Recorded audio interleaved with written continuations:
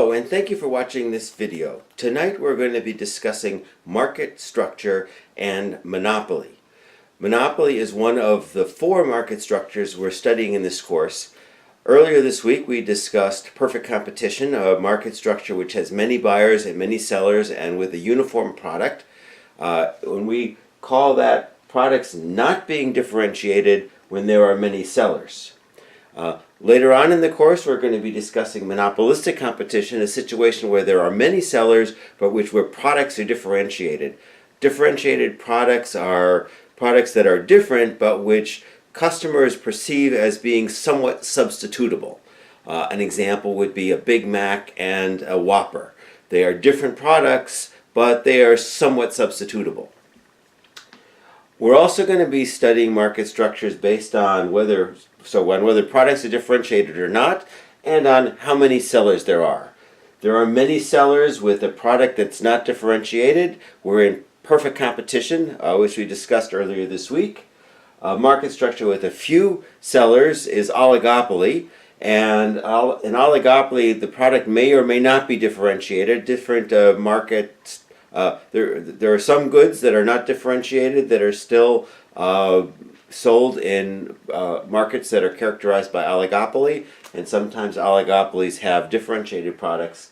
And then tonight we're going to be talking about the market structure where there is only one particular seller of a product that has no close substitutes. So the product is not differentiated, it's that one product, but there's only one seller.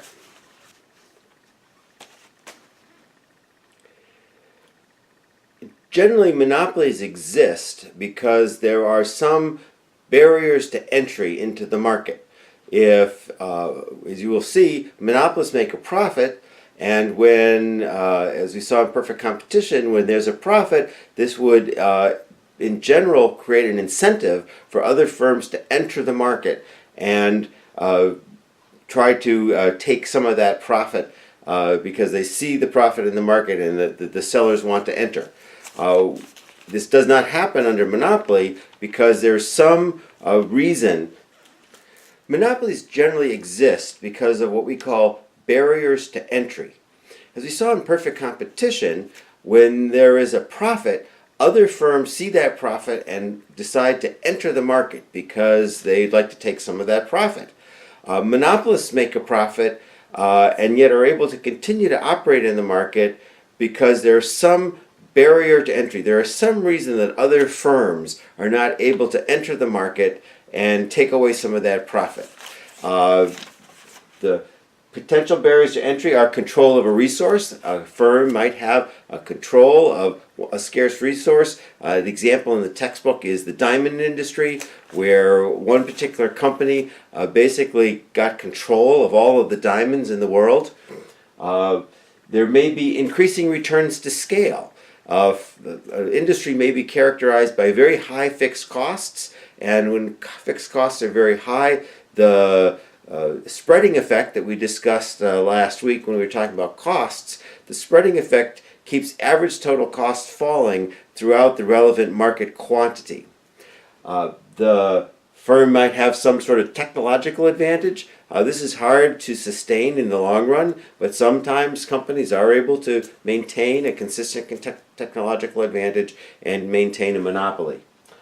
There may be network externalities, which is a pretty interesting concept. I did put a slide or two that you might want to look at for a little bit more detail. A network externality exists when a customer gets more benefit out of a product if a lot of other people are also using that product. An example would be, say, a cell phone. If you were the only person in the world that had a cell phone, it would be of no use to you. But when everybody else is able to have telephones, suddenly your phone becomes more valuable because other people are using it. And this is what we would call a network externality, where your benefit, or the amount of utility, to use that phrase, the amount of utility you get from using a product increases the more other people use the same product. And finally, there are sometimes government-created barriers to entry, patents and copyrights that give particular firms or particular producers a monopoly over the production of that particular good or service.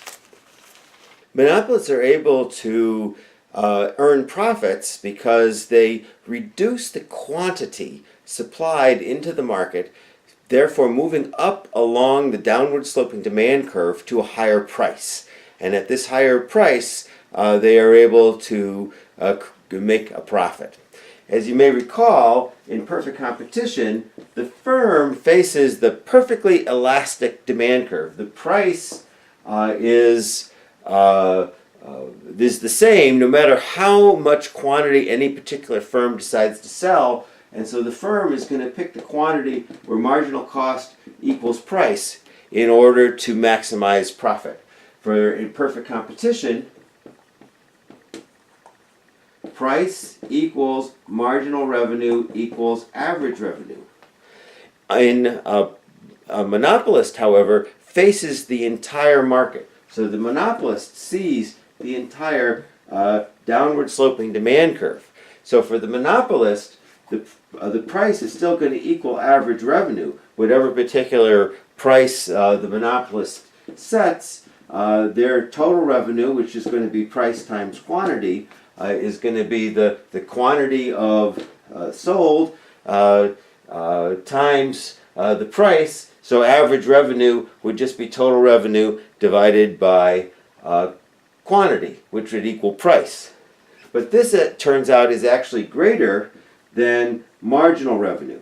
Because what happens with a monopolist is that anytime they decide to lower the price in order to sell more of the good, they're going to pick up some additional customers. So monopolist lowers the price, they're going to pick up some additional revenue from new customers, but they're going to lose all of the revenue in here by the fact that they're lowering the price for customers that they would have been able to sell to even at the higher price.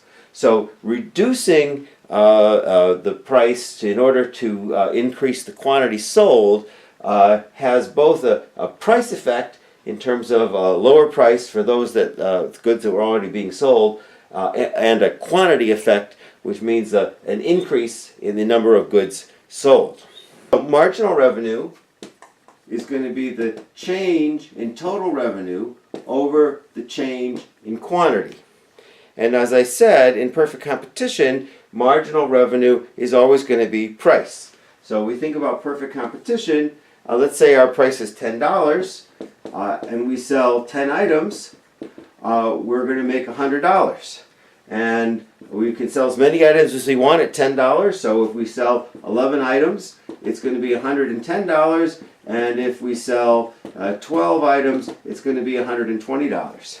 For the monopolist, because it faces the downward sloping demand curve, in order to increase sales, it's going to have to lower price. So if for the monopolist, we're selling at $10 and sold 10 items, the total revenue would be $100. But if it had to reduce its price to $9 to sell 11 items, then in fact, the marginal revenue would actually be negative. So marginal revenue can actually go negative as the monopolist lowers the price. Yes, they're still continuing to sell. They have positive total revenue. Price times quantity is 99, but marginal revenue has actually fallen. In this case, it's negative $1. The marginal revenue of that 11th good was negative $1 because selling 10 items, they got $100. Selling 11 items, they only got 99 because to pick up that 11th item in this very simple example, we had to reduce the price by $1. We lost $10 on each of the 10 goods that we had been able to sell at $10 each. So that was the price effect. The quantity effect was selling that additional item at $9. So the price effect was negative 10. The quantity effect was positive 9. So the marginal revenue of this additional 11th item was negative $1.